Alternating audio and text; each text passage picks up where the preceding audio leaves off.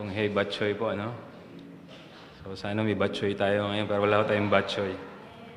Okay, so ngayon pong gabi ay tayo po ay mag-aaral po ng salita ng Diyos patungkol po sa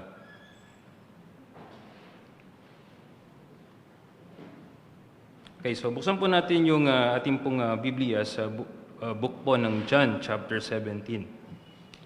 John chapter 17. At sabay-sabay po nating basahin. Kung pwede ko pong mahilingan ng lahat na magsitayo po sa pagbabasa po ng kanyang salita. Salita ng Diyos sa libro po ng John chapter 17, verses 24 to verse number 26. John chapter 17, 24 to 26. Sabay-sabay po tayo. Ready? Begin. Father, I will that they also, whom thou hast given me, be with me where I am, that they may behold my glory, which thou hast given me, for thou hast loved me before the foundation of the world. O righteous Father, the world hath not known thee, and these have known that thou hast sent me. And I have declared unto them thy name, and will declare it, that thou, love where thou hast loved me, may be in them, and I in them. May the Lord bless the reading of His Word. Tayo po ay manalangin. Ama namin Diyos, salamat po sa araw po na ito. Thank you Lord for the precious time of prayer. Salamat Panginoon sa inyo pong patuloy po na pagtuturo sa amin ng pananalangin po at pakikiisa sa bawat isa sa amin pong pananalangin at pagdulog po Panginoon sa inyo sa mga bagay po na amin pong tinadala Panginoon at ang mga hinaing at amin pong mga iniisip. Salamat Panginoon dahil ito po ay isang pribileyo na inyo pong pinagkaloob Panginoon sa amin. Talahin ko po Panginoon na kayo po ang tumulong sa amin pong pagtunghay ng katotohanan po ng inyong pong salita. Tulungan niyo po kami at bigyan niyo po kami ng kalinawagan ng aming pong mga puso at isipan upang tanggapin po namin ang inyong salita. At sa biyaya niyo po, ito po ay aming pong maipamuhay. Salamat po. Ito po ang dalangin namin sa matamis sa Panginoon Kristo Jesus. Amen. Tayo po ay magsiyo po.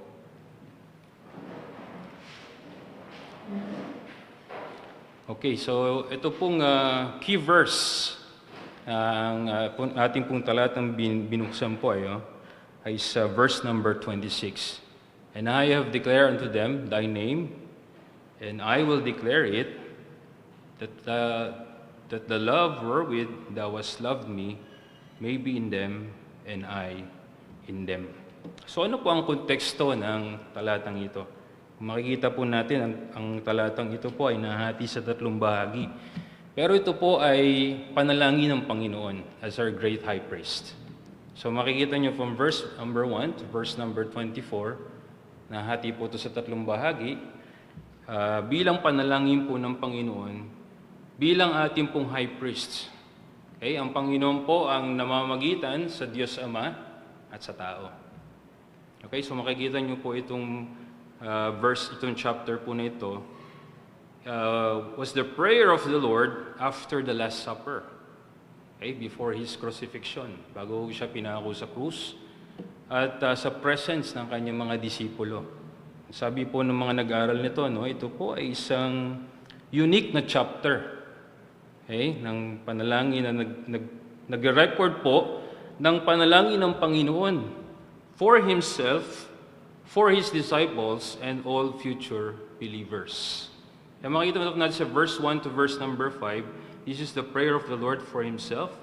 Verses 6 to 19 is the prayer of the Lord for His disciples. Verses 24 to verse number 26 is the prayer of the Lord for future believers. So sabi nila, unique daw po itong panalangin ng Panginoon. And it is one of the longest recorded prayer of the Lord. Okay? At titingnan po natin yung verse na ating binasa po, yung key verse na or main verse sa gabi pong ito in John chapter 17 verse number 26 na bahagi po ng panalangin ng Panginoon for future believers or last part po o huling bahagi po ng kapitulong ito. So ano po ang title ng ating pong Bible study sa gabi pong ito? The title of our Bible study is Our Motivation of Love. based on the book of John, specifically po sa verse 26 ng John chapter 17. Ano ho ang motibasyon nating umibig? Sino po sa inyo ang umiibig? Yan. Okay? Di ba po, sa ating humanly speaking, no? Alam natin, kaya ho natin yung umibig, magmahal. No? Pero tandaan po natin na ating pagmamahal po, ating pag-ibig as a human is limited. No? Bagamat tayo po ay kayang umibig, may limitasyon ho. So ano ang magiging motivation natin ng pag-ibig? Base ho sa talatang ito na ating binasa. Why is loving God and others so important? So bago natin titignan yung motivasyon, yung reason, bakit kaya ho natin umibig at kaya ho natin magmahal ng Panginoon at ang ibang tao, tingnan natin yung first question, why is loving God and others so important? Bakit po? Bilang isang mananampalataya, bilang isang taong niligtas ng Diyos, bakit napakahalaga sa atin na mahalin ng Diyos at mahalin ng kapwa natin? Okay? So makikita ho natin sa Matthew chapter 22, 36 to 38. So, 36 to 38 po. Ano po yung tinanong sa Panginoong Jesucristo? Okay? Sabi ito, Master, and it refers to the Lord. Usan nyo po sa inyong Biblia po, Matthew chapter 22, 36 to 30, kung medyo nalilitan po tayo sa, sa screen. Tinanong po siya sa ang Panginoong Jesucristo, which is the greatest command or great commandment in the law? Okay? Meron tayong 10 kautusan. So tinanong nila, ano ba yung pinaka-greatest command ng Panginoon? Okay? At ang sabi po ng Panginoon dito, the Lord Himself said, Thou shalt love the Lord thy God with all thy heart, with all thy soul, and with all thy mind. This is the first and great commandment. And the second is like unto it, Thou shalt love thy neighbor as thyself. So why is loving God and loving others so important? Because this is a command from the Lord. Okay? Una po sa lahat, ito po ay kautusan ng Diyos.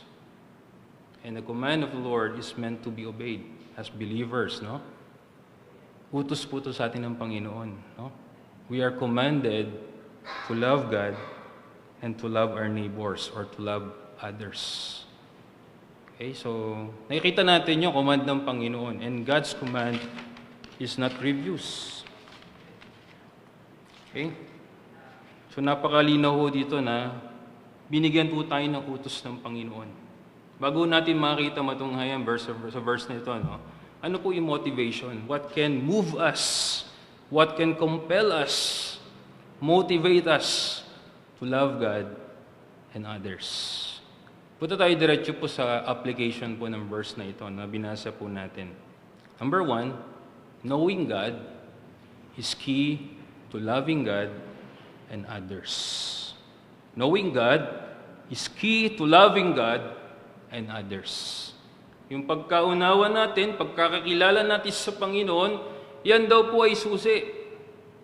Para tayo po ay magkaroon ng pag-ibig sa Panginoon at sa kapwa natin. Bakit po natin nasabi yun? Tingnan po sa John chapter 17, Doon po sa verse 26, yung key verse po natin, sabi ng Panginoon dito, I have declared unto them thy name, and will declare it, that the love wherewith thou hast loved me may be in them, and I in them. So mapapansin po natin yung word na declare. Okay? Jesus declared the Lord, the name of the Lord, to these people, to His disciples. So pinibigyan po ng emphasis ng Panginoon na ang pagkakilala natin sa Panginoong Diyos, the more we spend time with the Word of God, the more we know God. Okay? That will compel us to love God and others or other people. Mapapansin nyo sa verse number 3 ng John chapter 17, that they may know that thee, the only true God. Verse number 6, I have manifested thy name. Verse number 7, now they have known that all things whatsoever thou hast given me. Verse number 8, for I have given unto them the words which thou gavest me. And verse number 14, I have given them thy word. So dito makikita natin sa unang talata na binibigyan po ng papahalaga ng Panginoon yung salita ng Diyos. Yun muna yung sinabi niya, bago niya sinabi yung pag-ibig ng Diyos that will compel us. No? Mababasa natin hanggang sa verse number 26, binanggit po ng Panginoon yon. So if you want to love others, marahil sinasabi natin, hindi ko talaga kaya, Brother Melvin, lalo na yung taong kinasusuklaman ko, yung taong nagagalit ako, no? Yung makita ko pa lang, yung marinig ko pa lang yung boses, ang hirap, no? But the Lord is encouraging us to know God's Word, to know God, who God is, okay? To spend more time with the Word of God para maintindihan, makilala natin ang Panginoon. 1 John chapter 4 verse 7 to 8. Ano po sabi sa atin ng 1 John chapter 4 verse 7 to 8? Beloved, let us love one another, for love is of God, and everyone that loveth is born of God and knoweth God. He that loveth not and knoweth not God, he that loveth not knoweth not God, for God is love. So yung knowing God and loving God goes hand in hand. Hindi po natin pwedeng sabihin na kilala ko ang Diyos, I know God, pero hindi naman tayo po umiibig sa ating kapwa. Hindi po natin iniibig ang Diyos. Okay? So parang ganito po, no? Everyone that loveth is born of God and knoweth God. So do you know God? The Bible tells us that God is love. Knowing that God is love, knowing who God is key to loving God and others. It goes hand in hand. If we say we really know God, we will love one another and others. Application number 2 po, ng chapter natin pong binasa, no? God's love motivates or moves us to love Him and others. Ang pag-ibig po ng Diyos, ang mag-move po sa atin, mag-motivate po sa atin, after understanding what the love of God is, to love Him and others. So how would you describe God's love? Ano po, pagka tinanong po, what is God's love?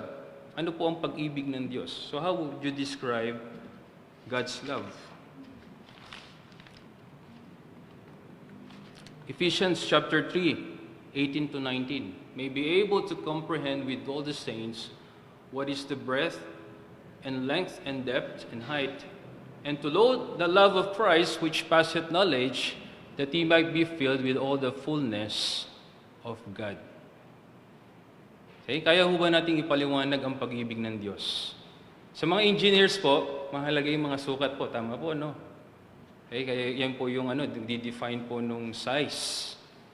Pero sabi ni Apostle Paul, hindi ho natin masusukat ang pag-ibig ng Diyos. Sabi niya, what is the height? What is the breadth? What is the length? What is the depth? Okay? And to know the love of God which passeth knowledge. We cannot comprehend, sabi ni Apostle Paul. Pag inisip natin ang pag-ibig ng Diyos, no? Talaga pong napakalawak. Napakalaki. And God's love will compel us to love Him and other people. Romans chapter 3, verse 8, 39, Romans chapter 8, 38 to 39. For I am persuaded that neither death, nor life, nor angels, nor principalities, nor powers, nor things present, nor things to come, nor height, nor depth, nor any other creature shall be able to separate us from the love of God, which is in Christ Jesus, our Lord. So sabi dito, walang height, walang depth, no? And convince si Apostle Paul na napakalawak, napakalaki, no? Napaka-immense ng pag-ibig ng Panginoon. Okay? Yung sinasabi ni Apostle Paul dito.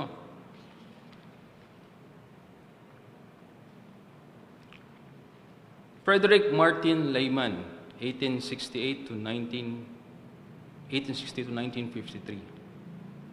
Okay? So, sino po nakakilala sa inyo kay Frederick M. Lehman? O Lehman. O naman po yung pronunciation po, ano? Sana hindi po siya magalit sa akin pag mali po yung pronunciation. Okay. So, Frederick Lehman is a Christian businessman. So, siya po ay negosyante. At dumating po yung pagkakataon sa buhay niya na siya po ay nalugi. So, sino po sa inyong negosyante, no? So, alam niyo siguro yung word na lugi, no? Masakit po yun, ano? Masihirap pa para sa isang negosyante yun. Yung pagkalugi. He got broke. He came to a point that he has to work in a factory packaging oranges and lemons into wooden crates. Dahil po sa pagkalugi ng negosyo niya, nawalan ho ng, siyempre, trabahador, napilitan ho siya dahil sa financial difficulties, magpack na lang po ng mga oranges and lemons. Doon po siya napunta sa trabaho na yon dahil sa kahirapan po nangyari sa kanya, no? Sa pagkalugi ng kanyang negosyo. Life had taken an unexpected turn for Lehman, and he was grappling with financial difficulties. Yet even amidst these challenges, his faith remained a guiding light. So kahit na ganun po, nanatili si Lehman na matapat sa Panginoon. Until one day, nakinig ko siya ng isang sermon ng kanilang pastor sa church. And the sermon was about the boundless love of God. So talagang tinamaan po siya. Na-convict po siya. After hearing and after understanding the depth, no, and the height of God's love, yung immeasurable or walang sukat na pag-ibig ng Diyos. Dahil po siya ay na-move, ano? Na-move po siyang magsulat ng isang hymn. Kinonvert niya po yung sermon into a hymn. So nag-start po siya magsulat. So ang ginagawa niya po during break time, susulat niya po sa scratch paper yung mga lyrics. Or misa sabi nga daw po, pati ho sa crate, yung crate na ginamit siya, pinag-ifusan niya nilalagay yung mga orange. Siguro pag naisip niya, susulat niya lang, tapos pagsasama-samahin niya. So nakabuo po siya ng stanza 1, stanza 2, tsaka chorus. Pero habang habang tinitingnan niya yung naggawa niya na hymn, parang nakulangan po siya dun sa sinulat niya. 1 lang, tsaka 2, tas ko. Sabi niya, parang kulang. Siguro sa pagkakaintindi niya ng pag-ibig ng Diyos, habang minimeditate niya, parang may kulang eh. Parang kulang yung pagkakadescribe ko. No? So kaya ito po, yung stanza 3 na kanyang nakita. No? Could we, nung bigla po, no, na naramdaman niya po, no, naalala niya po yung isang remarkable poem or isang tula po na isinulat daw po ng isang pasyente sa isang mental hospital. Na namatay po yung pasyente na to, na-discover po yun, nakasulat dun sa wall. At ito po yun. Could we with ink the ocean fill, and were the skies of parchment made, where every stalk on earth a quill, and every man a scribe by trade. To write the love of God above will drain the ocean dry, nor could the scroll contain the whole, though stretched from sky to sky. Tingnan niyo po yung pagka-describe dito po, ano? Nung tinignan ko rin po ito, kung ano po ibig sabihin nung pagkakasulat nito. Sabi po doon sa nag-interpret po nito. Parang imagine niyo po yung sky na isang sulatan. At yung pong karagatan, no, yung tubig ng karagatan, ink. Hindi daw sapat para ipaliwanag at isulat kung ano ang pag-ibig ng Diyos. Hindi sapat. It is boundless, it is limitless. Okay? So nung nakita niya to, sabi niya, ito na, nakumpleto yung kanta. So you know the love, you know the song, ano? The love of God has since become a cherished hymn, loved by many for its profound message and beautiful melody. The love of God is rich and pure. Ayan, nakalimutan ko na po. Yung chorus po, no? Pero pag kinanta po, maalala ko po yung chorus. Pero it's about the love of God. Okay? Nandun po yung pag kinanta. Ito, actually, isa po ito sa mga paborito pong awitin. No? Hindi ko nakalimutan ko lang po kantahin. Pag kinanta ko po siguro maalala. Kailan aabutin ho tayo ng alas 8 po. Kaya hindi ko na lang po kakantahin. So ang point po doon, yung pong yung immense feeling na meron po tayo pag naintindihan po natin kung gaano po ka-profound and immeasurable yung pag-ibig ng Diyos. So, yung unang point po, God's love is boundless, infinite, and unfathomable. Sabihin, walang sukat. Napakalawak. Hindi mo natin yung unfathomable, sa Tagalog po na malapit na maalala natin. Hindi natin maarok. Alam niyo po yung salitang maarok, makomprehend. Pag iniisip natin yung pag-ibig ng Diyos sa ating makasalanan. Okay? For God commended His love toward us in that while we were yet sinners, Christ died for us. Kung paano po ang Diyos sa pamamagitan ng Panginoong Jesucristo, kayo mababasa niyo sa chapter 17, nabanggit din po ng Panginoon yun. Yung pag-ibig ng Diyos Ama sa pamamagitan niya. That it took Him, His Son, God's Son, to express God's love sa atin po na makasalanan. God's love is boundless, infinite, and unfathomable. Okay? And God's love is transformative. Which goes us to our second point, yung point po kanina sinabi natin, God's love motivates, moves us, compels us to love God and others. Okay? Mababasa po natin sa, una po sa John chapter 17, verse 26. And I have declared unto them thy name, and will declare it, that the love wherewith thou hast loved me, may be in them, and I in them. It is transformative. Ibig sabihin po, kung ang tao na niligtas ng Diyos, nakaramdam ng pag-ibig ng Diyos, okay? Imposible pong hindi magbigay ng pag-ibig sa kapwa. Imposible hindi natin mahalin ang Panginoon. Kung talagang alam natin kung gaano ka-immense ang pag-ibig ng Panginoon. Sa kapwa po natin, parang ganito po yan, Ang lakas ng batis, yung tubig po, sa batis o kaya sa falls, Di ba, napakalaki po ng tubig na yun, Eh, ano ba naman po yung kukuha ka lang ng isang basong tubig para ibigay mo, hindi mo mauubos yun. Di ba? Parang ganun po ang pag-ibig ng Panginoon. Parang isip natin, hindi ko kaya talaga, Brother Melvin, ang hirap umibig. Lalo na yung kaaway ko, sabi ng Panginoon, love your enemies. Do good unto them, which despitefully use you or persecute you. Even our enemies. Hindi ho ba immense or ganong kalawak at kadami ang pag-ibig ng Panginoon na tinanggap natin para ibigay natin doon sa taong kaaway natin or kaaway tayo o na-hurt tayo o kinukonsider na hindi natin kasundo.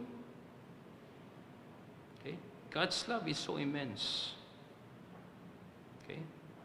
God's love must motivate us, must compel us, must move us to love Him, God more, and others. So 2 Corinthians chapter 5, verse 14, for the love of Christ constraineth us. Yung word na constrain to, ibig sabihin, moves us, compels us, strongly urge us. Hindi ho to yung tinutulak tayo, Sige na. Di ba? Pag tinutulak tayong tao, sige na, kaya mo yan, Tinutulak mo ganun, pinipilit mo. Hindi ho ganun. Kasi tinanggap po natin ang pag-ibig ng Panginoon, it moves us to love others. It moves us and compels us to love God more. Kaya sabi ni Apostle Paul, iyon ang kanilang energy drink, Kaya sila nagpapatuloy sa gawain ng Panginoon. Kaya sila naglilingkod sa Panginoon. Kaya sila nagpapahayag ng salita ng Diyos. Kaya sila humahayo. Yung pag-ibig ng Diyos na kanilang tinanggap. Yung boundless and unfathomable love of the Lord. Okay? Yung po nag-move sa kanila. Sabi po, because we thus judge that if one died for all, and then we're all dead, and that He died for all, that they which live shall not henceforth live unto themselves, but unto Him which died for them and rose again. So what is our greatest motivation of love? Okay? Posible po talaga sa atin po, na magmahal sa Diyos at sa tao, sa kapwa natin? The answer, humanly speaking, no. Okay? But spiritually, dahil sa ginawa ng Panginoon, we can. And what is our motivation of love? Based sa nakita po natin, knowing who God is, and knowing what God's love is that we receive, it is the love of God. So what is our motivation of love? Please repeat po, after me. It is the love of God. Okay, so tayo po'y manalangin. Panginoon, salamat po sa gabi pong ito. Salamat, Panginoon, sa pag-ibig niyo po, higit sa lahat, for your great love for us. That with this love that we receive, with your great love, we can also love you and we can also love others.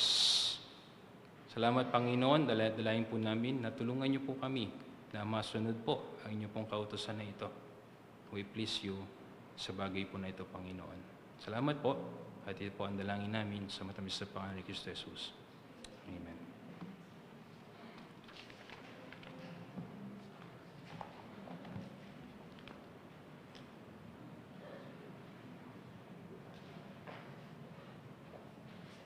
Praise God. Thank you, Deacon.